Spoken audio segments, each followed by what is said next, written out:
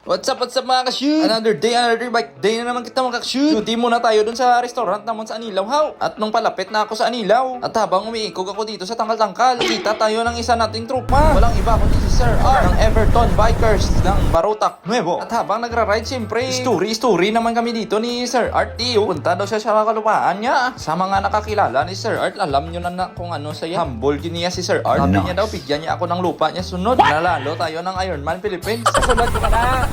Sir, sir. Halo ka, sir. Salamat ka, sir. Bye-bye.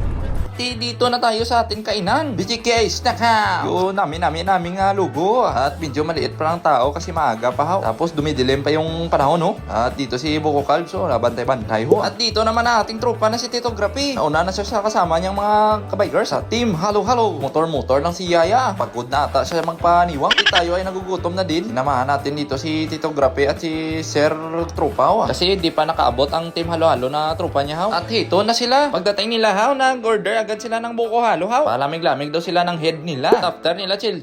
Naga-picture muna sila dito ho. Grupo Team Halo. Balang araw makakasabay din tayo sa kanila. Pagkahapon, binisita tayo dito ni Sir Mark. Yung kasama natin parati sa vlog na may kasamang 70 years old. Sila yan. Nagkain din sila dito ng buko halo. Pag 5:30, uwi na tayo. Baka madulman tayo. Hanggang dito na lang tayo mga ka-shoot. See you next live.